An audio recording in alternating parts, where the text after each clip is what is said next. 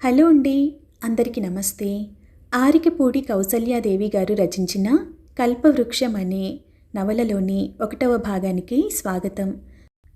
శేఖరం పెద్ద చెల్లెలు పార్వతి వచ్చి వెళ్ళిన దగ్గర నుంచి కూడా ప్రభావతికి మనస్సు చాలా చికాకుగా ఉంది. అడుగడుగునా అదే మాట అనిపించుతుంది మనస్సులో. పార్వతి బ్రతుకులో నాది ఎన్నో వంతు అని. ఏమిటి అంత పరధ్యానంగా ఉంటున్నావు? అంతా మరదలిపై బెంగేనా అని శేఖరం 2-3 సార్లు అడిగి సరైన జవాబు రాబట్టుకోలేకపోయాడు. ఆనాడు శ్రావణ మంగళవారం. ఎందరో పిలిచారు పేరంటానికి. ఎక్కడికి వెళ్ళటానికి మనస్కరించలేదు. వీధి గది కిటికీ దగ్గర నిలబడి దారిన వచ్చిపోయే పేరంటాళ్లను చూస్తూ పరధ్యానంగా ఏదో తలపోస్తున్న ప్రభావతి భర్త రాకను గమనించనే లేదు. ఏమిటోయ్ అంత పరధ్యానం? తలుపు తాళం పెట్టి ఉడాయించి ఉంటావనుకున్నాను. ఇంకా తయారవ్వనే లేదేమిటి? ప్రభావతిని చిత్రంగా చూస్తూ ప్రశ్నించాడు. ఏం లేదు, వెళ్ళాలని లేదు ఉదాసీనంగా అనేసి కాఫీ తెస్తాను అంటూ లోపలికి వెళ్ళిపోయింది. 2 క్షణాల పాటు విస్మయంతో నిలబడిపోయిన శేఖరం తేరుకొని ఆమె వెనువెంటనే తాను వంటగదిలోకి వెళ్ళాడు. స్టవ్ మీద నీళ్లు పడేసి తిరిగి తన పరధ్యానంలోకి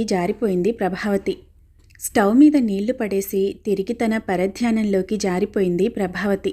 కప్పు సాసరు తీసి పంచదార పొడి వేస్తూ భార్యను చూసి తమాషాగా నవ్వాడు శేఖరం.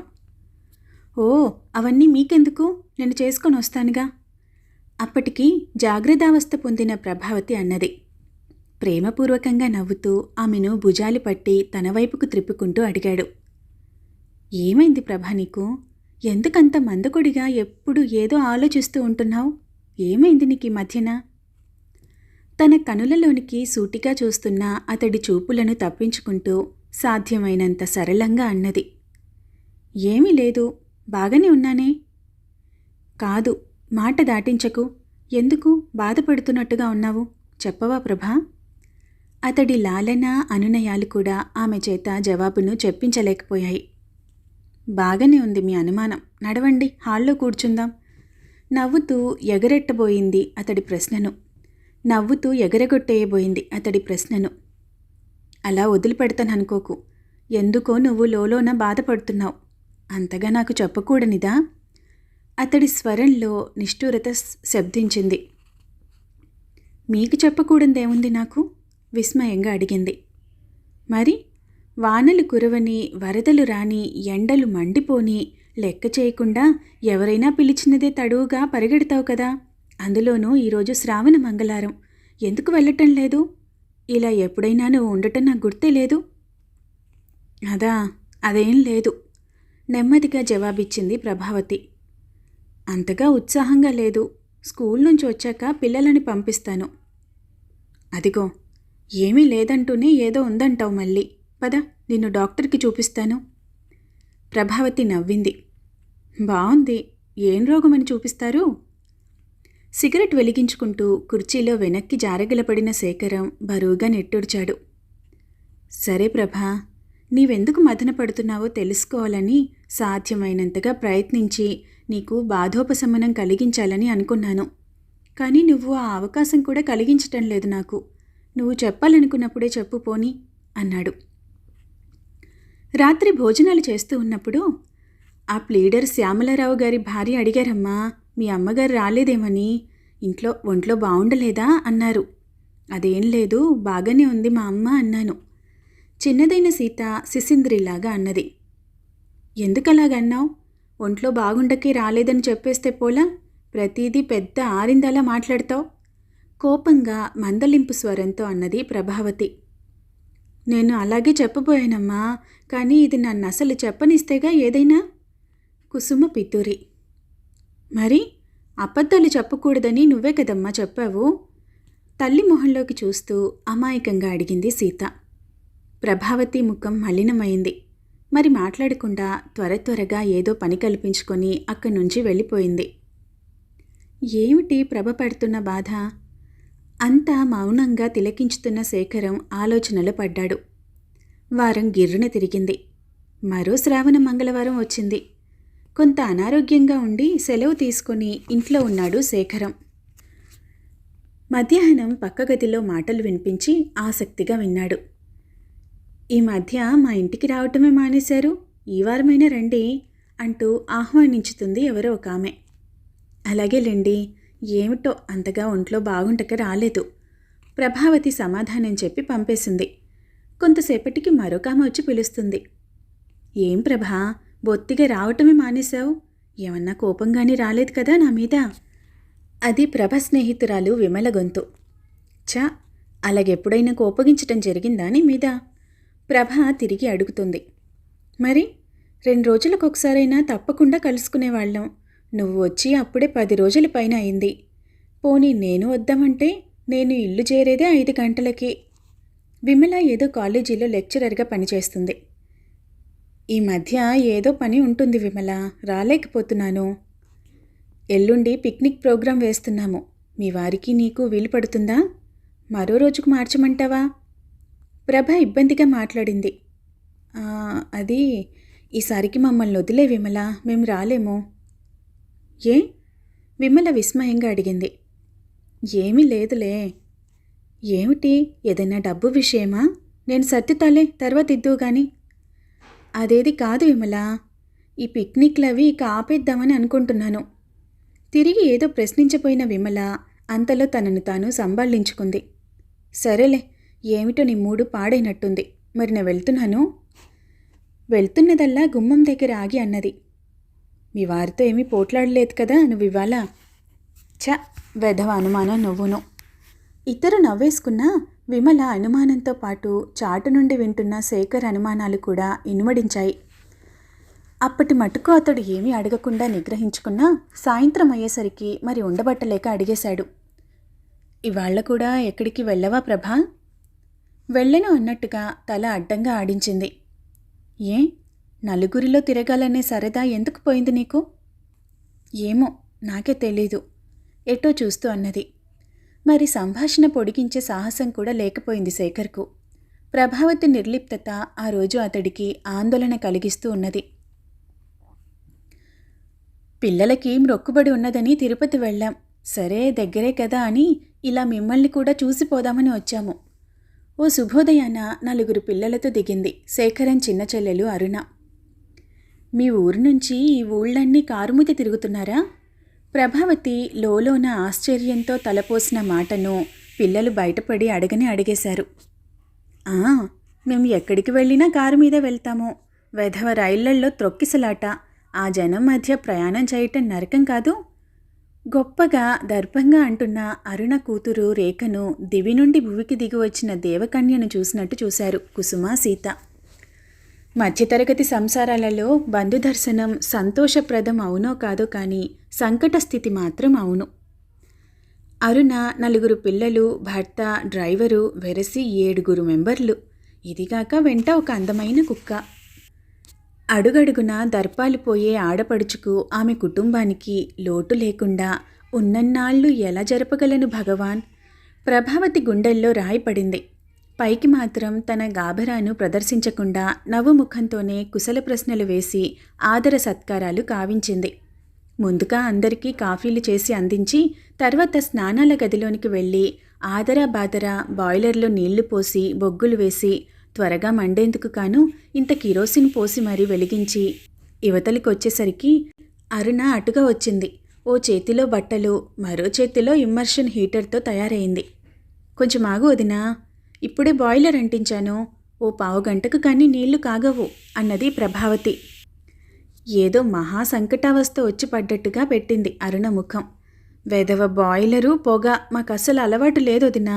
షవర్ బాత్కి అలవాటు పడ్డ పిల్లలు నీళ్లు ముంచుకొని చెంబులతో పోసుకోవటానికే బాధపడతారు, ఇక ఈ పొగ కూడా పెట్టామంటే గోల పెట్టేస్తారు.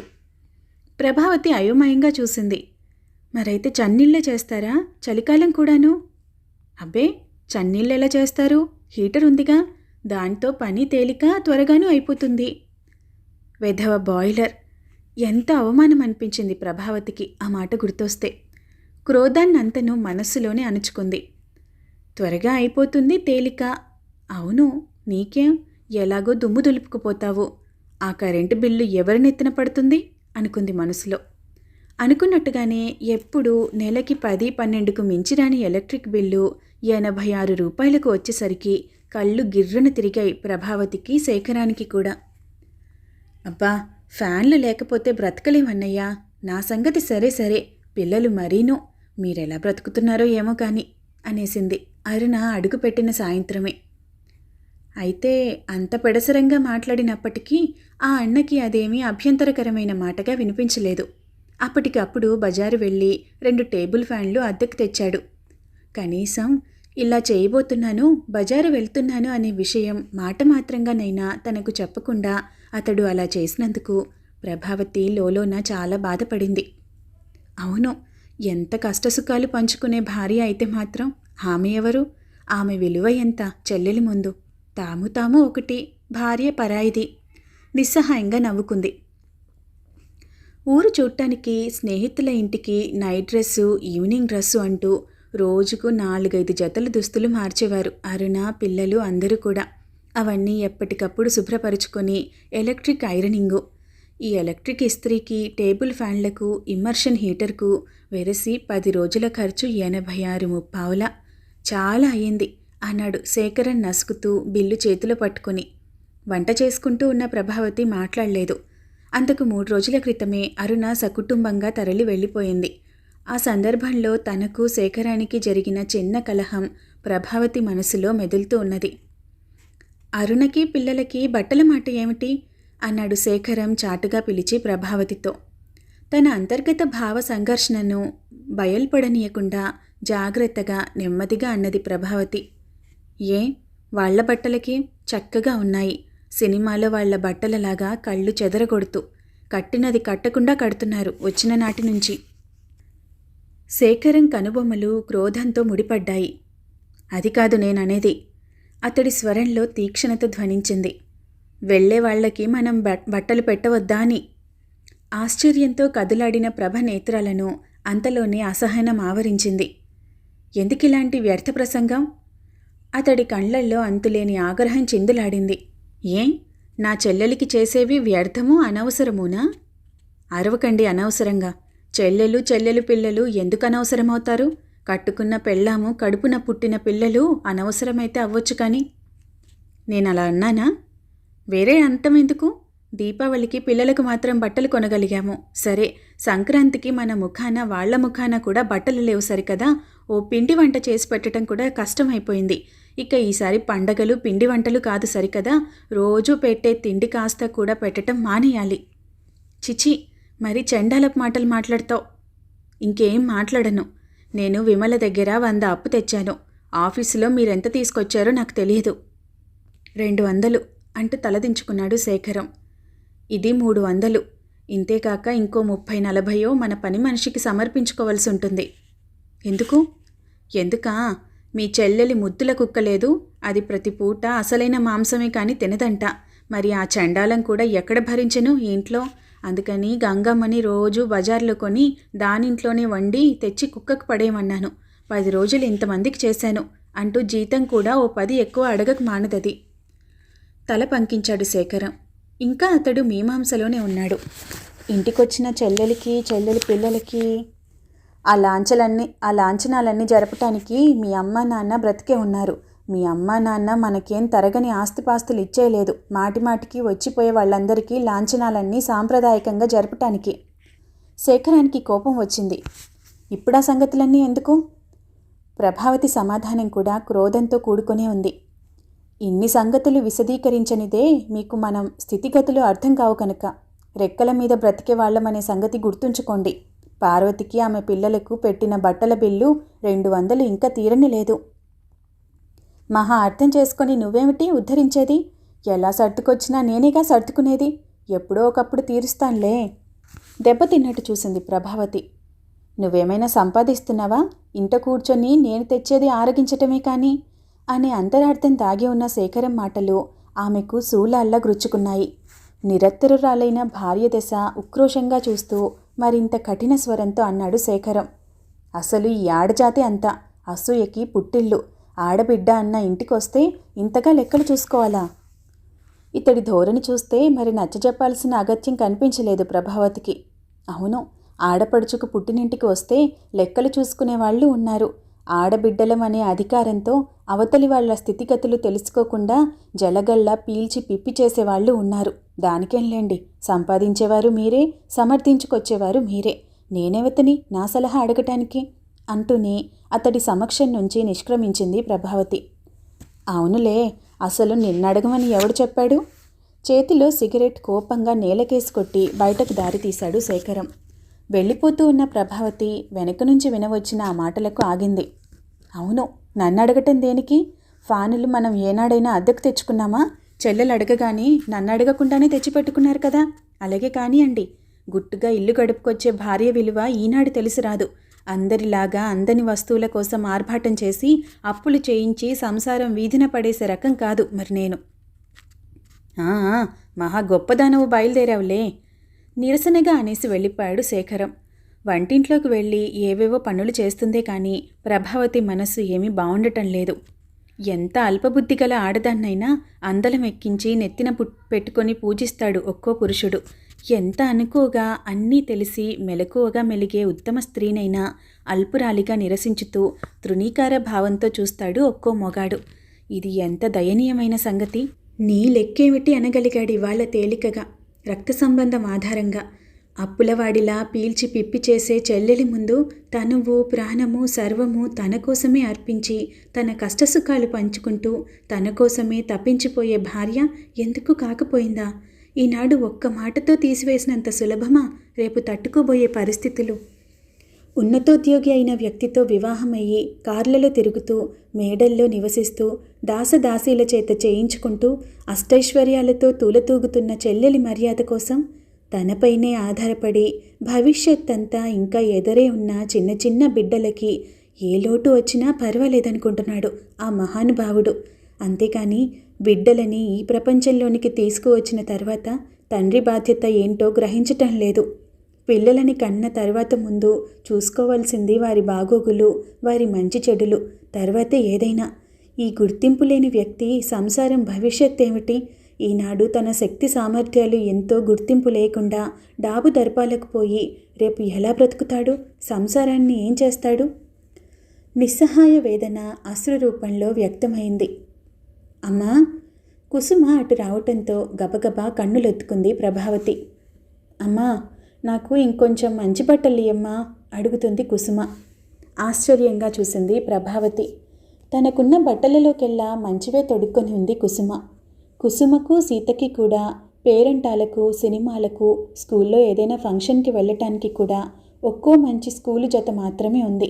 ఇద్దరి బట్టలు కలిసి 40 రూపాయలు. అవి కుట్టించటానికి ఎంతో గగనమైపోయింది. అవే దాచి దాచి జాగ్రత్తగా వాడుకుంటున్నారు. అత్తయ్య ఇంకా మంచివి వేసుకురమ్మందమ్మా కుసుమ చెప్పింది తిరిగి. ప్రభావతి ఏమో అనేలోగానే అరుణ వచ్చింది అక్కడికి. చూడు వదినా, కుసుమ సీత మాతో స్టేషన్కి వస్తామని సంబరపడుతున్నారు. స్టేషన్కి ఎందుకు అడిగింది ప్రభావతి. ఫ్యామిలీ ఫ్రెండ్ ఒకరు వస్తున్నారులే, మేము చూడటానికి వెళ్తున్నాము. కుసుమకు సీతకు మంచి బట్టలు వేయి. ఆ వస్తున్న వాళ్ళు చాలా ఘరానా వ్యక్తులు. గుండెలు పిండినట్టే అయింది ప్రభావతికి. అందాలొలికించుతూ వారు ఐశ్వర్యవంతులనే విషయాన్ని చాటుతూ డాబు దర్పాలలో మెరిసిపోతున్నాయి అరుణ, ఆమె సంతానము ధరించిన దుస్తులు. వారి ప్రక్కన నిలబడ్డ కుసుమ, సీత వారి పరిచారికలేమో అన్నట్టుగా ఉన్నారు సామాన్యమైన దుస్తులతో. వారి విలువైన దుస్తులు, ఆభరణాల ముందు తాము మంచిగా భావించే దుస్తులు కూడా వెలవెలబోతున్నాయి. ఏమీ చెప్పలేక ముఖం త్రిప్పుకొని తన పని తాను చేసుకోసాగింది ప్రభావతి. ఏం వదినా, పిల్లలని నాతో పంపటం ఇష్టం లేదా? రెట్టించింది అరుణ. ప్రభావతి ముఖం బలవంతంగా ఇటు త్రిప్పింది. మనసులో లేని ప్రశాంతతని ముఖంపై తెచ్చిపెట్టుకున్నది. ఇష్టం ఎందుకుండదు వదినా? పనిలో ఉన్నాను, చెయ్యి తీరికలేదు. అయినా కట్టుకున్న బట్టలు బాగానే ఉన్నాయిగా, తీసుకువెళ్ళు అంది. అరుణ చిక్కాకుగా కుసుమను, సీతను యగాదిగా చూసింది. చిచి, బయటకి అందులోనూ మంచి వాళ్ళని కలుసుకోవటానికి వెళ్ళటానికి అవేం బట్టలు? ఎక్కడున్నాయో చెప్పు, నేను తీస్తాను. ఒక ప్రక్క నుంచి ప్రభావతి సహనం అంతా తరిగిపోతున్నది. బలవంతంగా ఆమె మనస్సును అదిలించి అదిమి పెడుతుంది, ఏ విధమైన అప్రియమైన సంభాషణ జరగకుండా. అన్న రాబడి స్థితిగతులు తెలియనట్లు మాట్లాడే అరుణకు ఏం సమాధానం చెప్పాలి? ఎంత సాధారణమైన మాటకైనా పెడార్థాలు తీసి గోరెంతలు కొండంతలు చేసే గయ్యాలి రకం అసలే అరుణ. అందుకే నెమ్మదిగా అన్నది ప్రభావతి. చిన్నపిల్లలకి ఏమైతే ఏం లేదు అరుణ, అలాగే తీసుకొని వెళ్ళు అని. అబ్బబ్బా, అవి బాగోలేదని ఎన్నిసార్లు చెప్పాలమ్మా నీకు? ఏవి తాళాలిటివ్వు, ఆ నీ బీరువాలోని నిధి నిక్షేపాలేమి నేను తీసుకెళ్ళనులే అంది. అంతకుముందే భర్త నిరసన వాక్యాలను విని భరించి ఉన్న ప్రభావతికి ఆ వెనువెంటనే అరుణ చేసే అవహేళన, నిర్లక్ష్యాన్ని భరించి మిన్నకుండగల సహనం లేకపోయింది. ఆ సమయంలో అరుణకి తాళాలేస్తూ ఆ వెనువెంటనే తాను వెళ్ళింది. బీరువా పై అరల్లో శేఖరానికి ఉన్న 2 సూట్లు, 4 జతలు రోజు ధరించే దుస్తులు. రెండవ అరలో ప్రభావతికున్న 2 పట్టు చీరలు, పెళ్లినాటివి. మామూలు చీరలు ఒక 3-4. పిల్లల స్కూల్ యూనిఫామ్ బట్టలు 2 జతలు. ఎవరైనా వచ్చినప్పుడు మాత్రమే వాడే ఓ మంచి టేబుల్ క్లాత్, 2 దుప్పట్లు. ఎప్పుడో పెళ్లినాడు ప్రభావతి పుట్టింటి వారిచ్చిన ఓ వెండి పళ్ళెం, చెంబు, గ్లాసు. ఇంతకు మించి బీరువాలు కాదు కదా. ఆ ఇంటి మొత్తం మీదే పెద్ద విలువైన వస్తువులు ఏమీ లేవు. చిచి, ఈ ఇంట్లో ఓ రేడియో అయినా లేదు, కర్మ అని వచ్చిన దగ్గర నుంచి అరుణ పెద్ద కూతురు జయ విసుక్కుంటూనే ఉన్నది. రేడియో ఉండేది ఇంట్లో, కానీ దానికి రిపేర్ వచ్చింది. ఆ రిపేరు బిల్లు 75. అది ఇవ్వలేక దానికి రిపేర్ షాప్ నుండి విముక్తి కలిగించకుండా ఉన్నారు. బీరువాలో పిల్లల స్కూల్ యూనిఫామ్లే కానీ మరో రకం దుస్తులు కనిపించక బీరువాలోనికి ప్రభ వైపు యగాదిగా ప్రశ్నార్థకంగా చూసింది అరుణ. నిజంగానే ఇంకా బట్టలు లేవా అన్నట్టుగా ఉన్నాయి ఆమె చూపులు. ప్రభావతి వాడిగా చూస్తుంది, అరుణ వైపే చూస్తుంది రెప్ప ఆర్పకుండా. నీవనుకున్న నిధి నిక్షేపాలు కనిపించాయా అన్నట్టుగా. కారణం ఉన్నా లేకున్నా, అసలు సంగతి ఎలా ఉన్నా ఇంటి కోడల్ని సాధించటం ఆడబిడ్డగా తన అధికారం అనుకునే స్వభావం అరుణది. అందుకే అంతటితో కూడా ఆ ప్రసంగం ముగించకుండా ఇంకా సాగదీయబోయింది. బొత్తిగా బయటకు వెళ్ళటానికైనా ఒక్కో మంచి జతైనా లేకుండా పిల్లల్ని ఇలా మొహం వాయిబెట్టడం ఏమిటో పాపం. ఎవరైనా కాస్త మంచి దుస్తులు వేసుకుంటే అందుకే యగాదిగా ఆశగా చూస్తున్నారు కుసుమ, సీతాను వెర్రి తల్లులు. వదిననైనా మరదలినైనా సాధించాలంటే ముందుగా వాళ్ళ పిల్లల మీద అతి ప్రేమ ఒలకపోయాలి. మనసులో ఉన్నా లేకపోయినా కూడా. వాళ్ళ ఆహార విహారాదులు సరిగ్గా జరపటం లేదనో, వారిని సరిగ్గా చూడటం లేదనో, పోషణ సరిగ్గా జరగటం లేదనో, లేక బుద్ధులు నేర్పటం లేదనో ఏదో ఒక నెపం వేయాలి. ఫలితంగా రగడ సృష్టించాలి. ఆడదై ఉండి సాటి ఆడదాని మనసులో అశాంతి, కనులలో అశ్రువులు సృష్టించాలి. అప్పుడే అత్త ఆడబిడ్డల హోదాలో ఉన్న చాలామంది ఆడవాళ్ళకి ఈ దేశంలో చాలా తృప్తి. ఒక ప్రక్క కారం ఒంటికి పూసుకున్నట్లున్నా బలవంతంగా నిలద్రొక్కుంటూ ఉంది ప్రభావతి. తన మధ్య ఏమి మాటలు జరిగాయో, ఏ కారణంగా వాగ్వివాదాలు జరిగాయో పరులకు తెలియదు, తెలియాల్సిన అవసరం కూడా లేదు. కానీ ఫలితం మాత్రం అందరికీ అవలీలగా తెలిసిపోతుంది. ఆరడి చేసి అందరికీ ప్రచారం చేసి చెప్పిపోగల సమర్థురాలు అరుణ. అయితే అది తలవంపులుగా తెచ్చేది మాత్రం తనకు. చుట్టపు చూపుగా వచ్చిన ఆడబిడ్డని మాటలని పంపిందంట ప్రభావతి. ఎంతటి ఆడది అంటారు. స్థూలంగా చూస్తే లోకులకు కనిపించేది అంతే. ఎవరిళ్లల్లో ఎంతెంత గొడవలున్నప్పటికీ ఇతరుల విషయాలు మాత్రం ఆసక్తిజనకమవుతాయి, అధిక ప్రసంగం చేయింపజేస్తాయి. అన్న ఇంటికొచ్చిన చెల్లెల్ని ఆనందంగా వెళ్ళని అనుకున్నది మంచి మనసు గల ప్రభావతి. అందుకే సాధ్యమైనంత వరకు నోరు మెదపకుండా ఊరుకుంటుంది. మౌనంగా బీరువా తలుపులు తాళం వేస్తూ ఉంటే తిరిగి అరుణి అన్నది, మరీ దాపరికానికైనా హద్దుండాలి. మరీ పిల్లల్ని ఇంతగా ఓ మంచి బట్టకి కూడా ముఖం వాచబెట్టి ఎందుకు దాచటం? సాటి వాళ్లల్లో కాస్త హోదాగా బ్రతకొద్దు. ప్రభావతి చివ్వున వెనక్కి తిరిగింది. అణిచి ఉంచిన ఆటం బాంబు ప్రేలింది. దాపరికాలు నిల్వలు మూలిగేటంత రాబడి లేదు తల్లి మీ అన్నగారికి. సాటి వారితో హోదాగా బ్రతకటం అనేది ఏమిటో నాకు తెలియదు, నేర్చుకోవలసిన అగత్యమూ లేదు. కానీ ఉన్న దాంట్లో గుట్టుగా బ్రతకటానికే నా తాపత్రయం. అరుణ నేత్రాలు అగ్నిహోత్రాలే అయ్యాయి. అబ్బో, చాలా వరకు పోతున్నాయే మాటలు. మా అన్నయ్య సంపాదన తక్కువ అనటానికి నీకెన్ని గుండెలు? ఏ కట్నాలు కానుకలు లేకపోయినా తగుదునమ్మా అంటూ సాధించుతున్నావన్నమాట ఎదురు.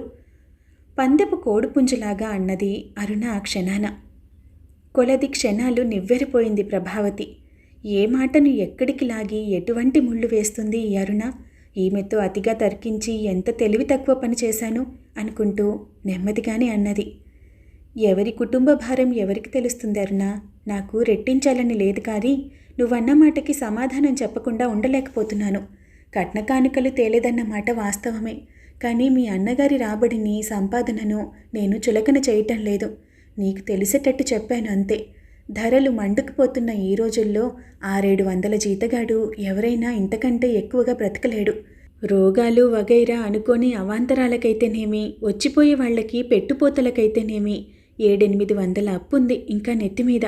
ఇది మా స్థితి అంటూనే వెళ్ళిపోయింది. కానీ ఆమెకి లోలోన బెరుకుగానే ఉంది. అక్కిపుల్లలాంటి అరుణ ఏం రాద్ధాంతం చేస్తుందోనని. అయితే ఆమె అంచనా చాలా అల్పమే అయింది.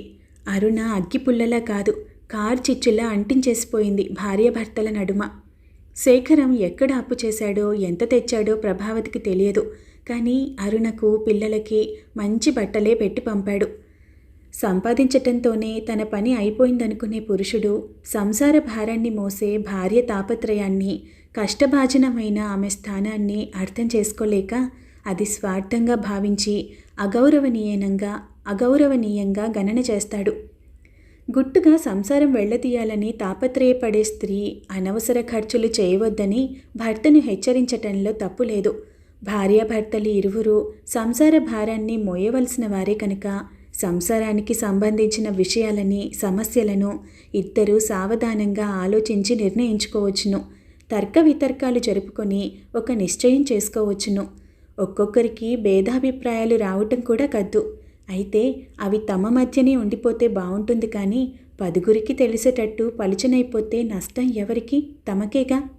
బాధ్యత లేకుండా, తమ స్థితిగతులు తెలుసుకోకుండా విచ్చలవిడిగా ఖర్చు పెట్టి ఇంటి పరువు తీసి భర్తని అప్పుల పాలు చేసే స్త్రీల సంగతి వేరు.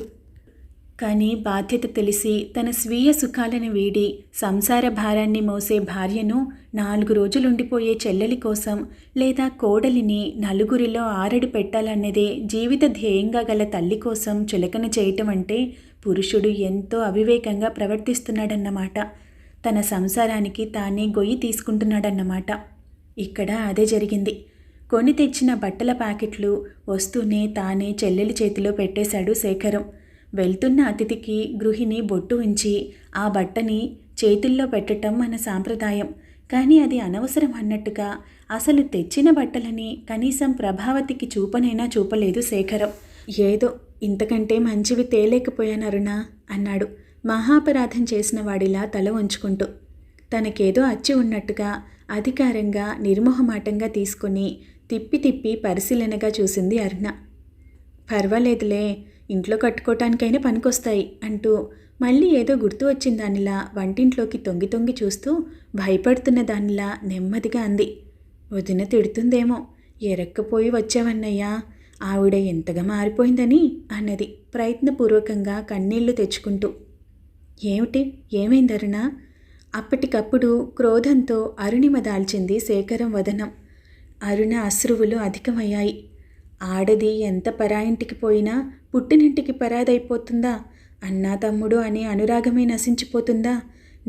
నా అన్న బిడ్డలు ఉన్నారని ఆప్యాయంగా చూసిపోవటానికి వచ్చానే కానీ నీ చేత అప్పులు చేయించటానికి రాలేదన్నయ్యా. అవును, అన్న ఇల్లేలాగవుతుంది వదిన అధికారం ఉన్న చోట?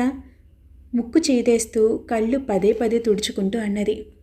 అప్పుల కోసం తిరిగి తిరిగి ఎందరి చేతో లేదనిపించుకున్నాక ఎవరో ఒకరిద్దరిచ్చిన డబ్బుతో ఆ బట్టలు కొని ఎండన పడి వచ్చిన శేఖరానికి తాత్కాలికంగా విచక్షణ జ్ఞానం నశించింది. చక్కగా నమ్మగలిగేటట్టుగా జరిగిన తర్కం, ఆమె చెప్పిన వ్యాఖ్యానం ఇంకా తలుచుకుంటూ అసలే కోపంగా ఉన్న శేఖరం చెల్లెలు చెప్పిన ఈ కొండేళ్లన్నీ తేలికగా నమ్మగలిగాడు. అయితే నేను అప్పులు చేస్తున్నానని చెప్పిందా? ఆరగా అడిగాడు. శత్రువుపై పగ తీర్చుకోవాలని తహతహలాడే సిపాయిలాగా ఉన్నది అరుణ. అన్న అడగటమే తరువాయి దండకం చదివేసింది. అవునన్నయ్య, తానేమో ఉన్న దాంట్లోనే ఎంతో గుంబనంగా జరుపుకొస్తుందంట. పిల్లలకి సరైన బట్టలు కూడా కుట్టించుకోవటానికి డబ్బు మిగలటం లేదంట. మేమొచ్చి నీ చేత అప్పులు చేయిస్తున్నామంట. ఈనాటికి 700-800 రుణం నెత్తిమీద ఉందంట. ఇంకా ఎంత చేస్తారో ముందు ముందు. ఇది నీ అన్న ప్రయోజకత్వం అంటూ చాలా తేలిగ్గా మాట్లాడుతుందన్నయ్య. నువ్వంటే అసలు గౌరవమే లేదు. ఇంకా నయం, సమయానికి ఆయన ఇంట్లో లేరు. మీ బావగారు వింటే సిగ్గుపడి చచ్చిపోయేదన్ననుకో ఈ రాద్ధాంతానికి అంది. ఓహో, అంత గొడవ పెట్టిందన్నమాట. తల పంకిస్తూ దూకుడుగా వంట ఇంటి వైపు వెళ్ళిపోయాడు. వద్దులే అన్నయ్య, ఎందుకులే మా గురించి మీ మధ్య గొడవలు. ఆడబిడ్డ ఆలు మగల మధ్య పోట్లాట పెట్టిపోయిందనుకుంటారు నలుగురు. వాళ్ళకేం తెలుస్తుంది ఆవిడ స్వభావం. అన్న మనసులో పోసే విషమంతా పోసేసి తిరిగి ఏమీ ఎరగని నంగనాచిలా వారించింది అరుణ. మేము ఎటూ వెళ్ళేపోతున్నాము. మీ బావగారు వింటే సిగ్గు కూడాను మనకు అంది. శేఖరం ఆలోచించాడు. నిజమేలే, బావ వింటే మనకే పరువు తక్కువ. ఛ, ఇంత నీచత్వం ఉందని అనుకోలేదు సుమా నేను మొదట్లోనూ. తర్వాత చెప్తానులే బుద్ధి కసిగా అన్నాడు.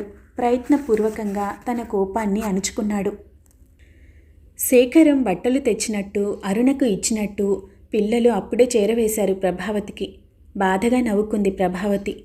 కానీ వాళ్ళు ఒకటి. నిష్కర్షగా మాట్లాడే నాలాంటి వాళ్ళు అందరికీ ఆఖరికి అయిన వాళ్లకే చేదైపోతారు. లోపల ఎంతైనా బాధపడింది. అన్నా చెల్లెళ్ళు ఏదో మాట్లాడుకోవటం వినిపించింది. అరుణ స్వభావం బాగా తెలిసిన ప్రభావతి ఊహించింది. ఆమె శేఖరంలో రాజుబెట్టిపోయే అగ్నిపర్వతాన్ని అయితే ఇద్దరూ మాట్లాడుకుంటూ ఉంటే వెళ్ళి నడుమున నించోవటం మూర్ఖురాలు కాదు.